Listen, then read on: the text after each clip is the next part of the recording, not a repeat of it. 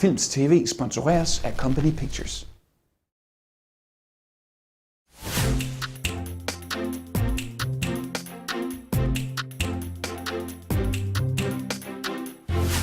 Velkommen til Filmz TV. 2 film har biografpremiere i denne uge, som næsten ikke kunne være mere forskellige, nemlig den danske familiefilm bl.a. alle tiders helt, og så også den amerikanske gyserfilm A Nightmare on Elm Street, genindspilning af Wes Cravens gamle gyserklassiker. For nogle uger siden var vi ude at besøge optagelserne på den nye bl.a.-film, og dem kan du naturligvis finde inde på hjemmesiden, men i denne uges program har vi valgt at fokusere på A Nightmare on Elm Street franchisen, serien om den onde, deforme Freddy Kruger, som trænger ind i folks mareridt og slår dem ihjel, mens de sover. Og vi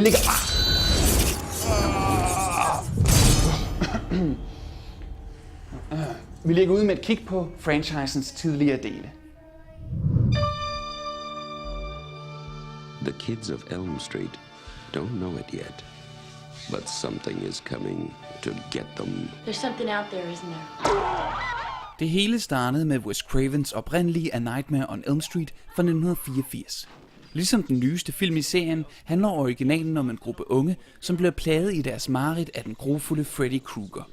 En af hovedpersonerne blev spillet af en ung Johnny Depp i sin filmkarrieres allerførste rolle. Nu til dags virker filmen en anelse cheesy, og den er sjældent virkelig uhyggelig, men Robert Englund er en fornøjelse som Kruger, og der er håbevise mindeværdige øjeblikke, deriblandt scenen, hvor Depp blev opslugt af en seng.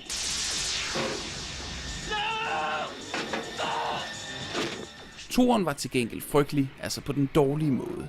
A Nightmare on Elm Street 2, Freddy's Revenge, havde praktisk talt intet med den første film at gøre, og den har ingen gedigne choks, skuespillerne er direkte rædselsfulde, og så fremtvinger den gang på gang utilsigtede grin, og filmens homoerotiske undertoner er mildest talt besynderlige. Et mareridt af en film. Den tredje film var en kæmpe forbedring, og måske endda seriens hidtil bedste del. Wes Craven vendte tilbage for at skrive manuskriptet sammen med selveste Frank Darabont, manden bag The Rorschach Redemption og The Green Mile. Filmen handler om en gruppe unge, der kan kontrollere deres drømme og prøver at tage kampen op mod Kruger i underbevidsthedens univers.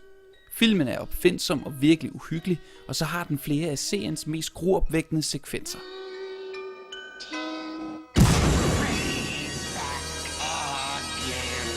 A Nightmare on Elm Street Part 3.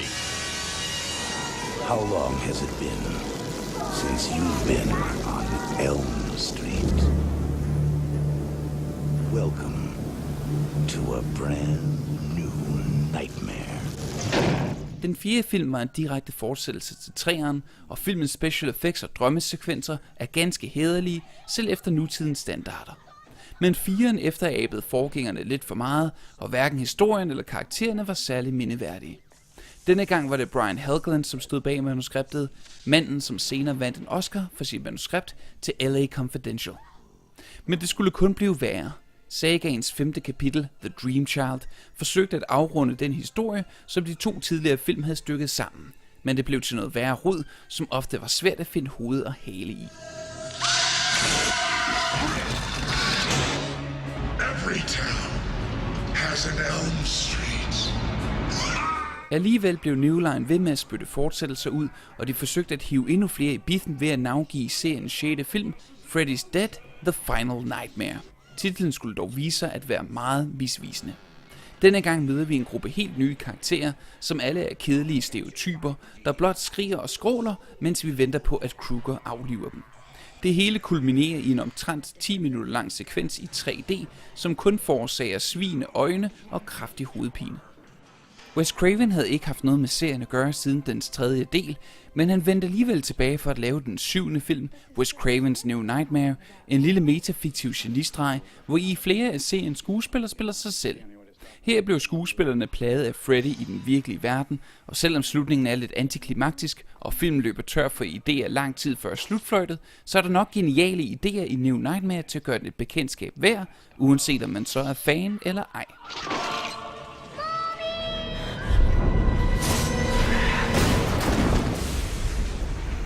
Welcome to my nightmare.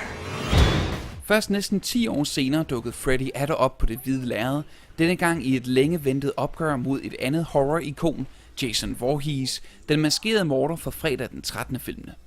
Det tager lidt for lang tid for filmen at komme op i gear, og de unge skuespillere er mere eller mindre talentløse, men Robert Englund er som altid en fornøjelse som Kruger, og især hans mange fabelagtige one-liners og afvæbnende sarkasme gør filmen til en ganske tilforladelig omgang underholdning. Den nye A Nightmare on Elm Street er et såkaldt reboot, ligesom Batman-filmen Batman Begins og ligesom James Bond-filmen Casino Royale, lader film som om, at de tidligere dele af sagaen ikke eksisterer.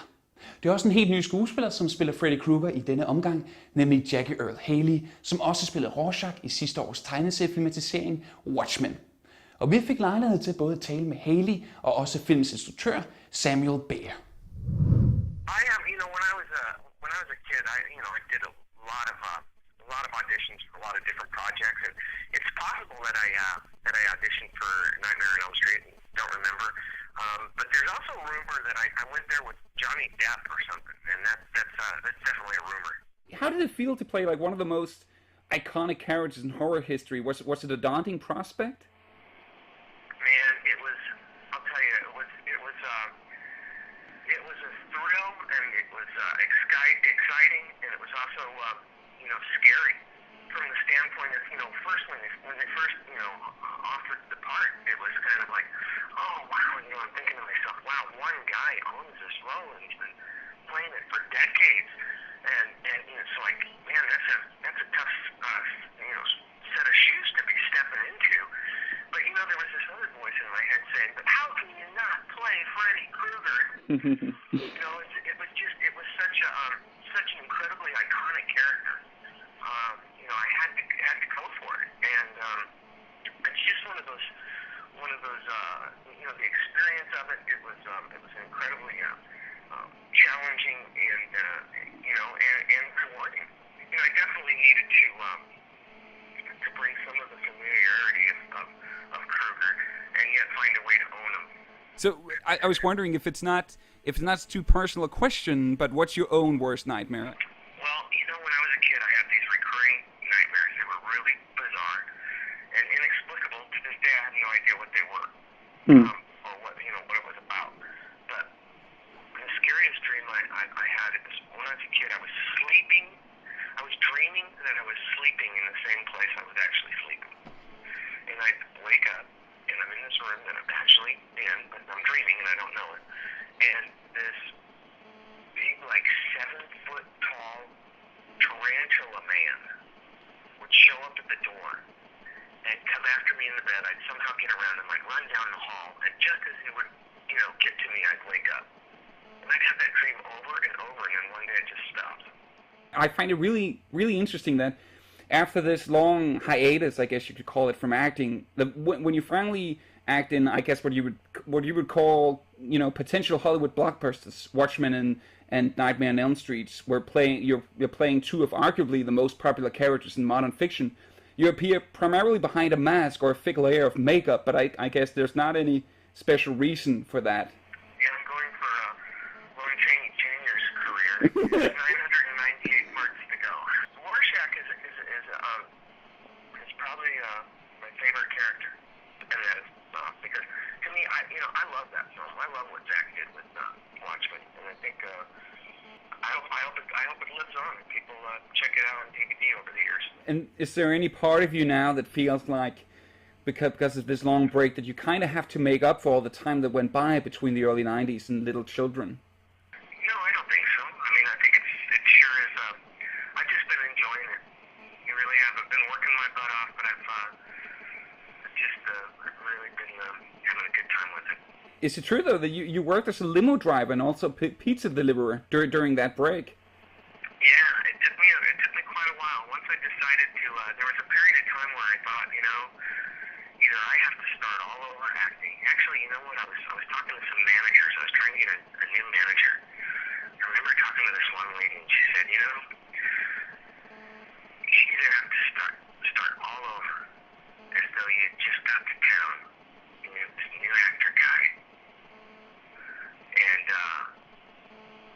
and I kind of thought about that, and I thought, wow, either I can do that or just get out of this mess and try something else. And for some reason, just the idea of starting all over just was unsettling. So I just decided to quit and move on.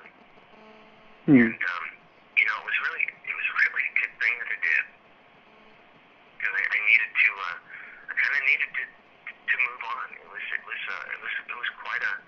quite a struggle. And after I moved on, it was quite a struggle just to make ends meet. And so yeah, I did a lot of like, you know, kind of odd jobs, you know, perfectly good jobs, grateful to have them. And I think, you know, even harder than that was just trying to find my emotional center. You know, your whole identity starts to kind of get attached to I don't know, that celebrity or that, you know, that whole career, and so it took a while for me to you know, kind of rediscover or disattach, the word unattach, you know, my identity to that acting career. That took a while, man. I also think, you know, one of the things that I've been kind of grateful for is that in terms of, you know, going out into the world and having to deal emotionally and financially and all of that for quite some time, I think it's probably given me a lot more to draw on as an actor. You know, like real life experience. Because, you know, I started so young as an actor. If I had been just a wildly successful actor all my life, then, you know, I don't think I'd have near the life experience to draw on.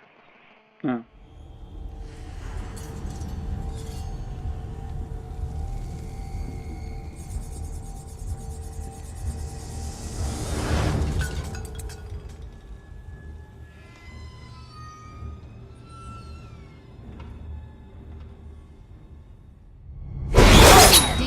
Dean! I told you if you keep falling asleep, they're gonna kick you out of here. Sorry. Won't happen again, okay? Okay. I think the idea of doing something with an established universe is really interesting to me. And look, I think one of the most important filmmakers that's come up in the last number of years is Chris Nolan. Yeah. And I think Inception's going to be a huge. Everything I hear about it, Inception's going to be a huge movie, and people are talking about him like he's the new Stanley Kubrick. I loved what he did with Batman, and that's the way I thought about this movie, is that, you know, if you can reinvent a known universe, there's a really good example of what Nolan did with Batman. And so maybe in a small way, maybe that's how I wanted to tackle this, is how could you tackle something that was very familiar and in many respects keep the iconic elements of it, but also change it, you know, recast it, make it something in many respects unrecognizable, and you know, and I think that challenges audiences, and that made it a bit. I was not interested in doing Nightmare on Elm Street Part 7. I was interested in doing Nightmare on Elm Street Part 1.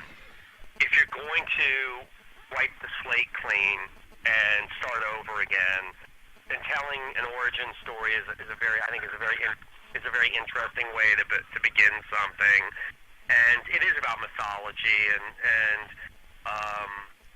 I always thought that was how Freddy became Freddy, was something that was hinted at the various movies and maybe talked about as exposition, but we didn't see it.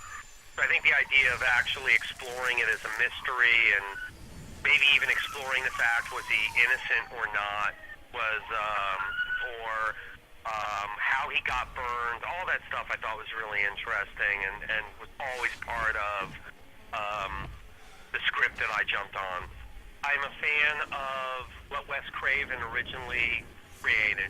I'm certainly a fan of the ideas behind the first movie, which were trying to be scary, dealing with adolescence, with dreams and nightmares, and when I think the series started becoming slapstick comedy, I was not a fan of it, and I really did think that's why it needed to be redone, anyways. And I think there's I think there's a reason why Freddy Kruger is such a legendary boogeyman, and had such an effect on so many people's lives, and that's what I'm a fan of. I'm a fan of the effect this character has had on people's lives. Jackie was brilliant, and he was the only choice that Michael Bay, the producers, I think the studio, he was the only choice we had. I'm a huge fan of his work. I was blessed to have him, and people can say what they down about the movie, but he makes a very brutal Freddy Kruger. I know the movie has been somewhat successful, and I would never say never to anything. I think that for my career anyways, I was interested in maybe finding something else to do. I just don't want to repeat myself, and maybe the franchise might be better served by a fresh voice, but, I would never say never. Det er jo alt, hvad vi havde på programmet i denne omgang af Filmz TV. På gensyn. Husk selvfølgelig, at du kan læse endnu flere artikler og anmeldelser på hjemmesiden, som du også kan diskutere i vores omfattende online forum.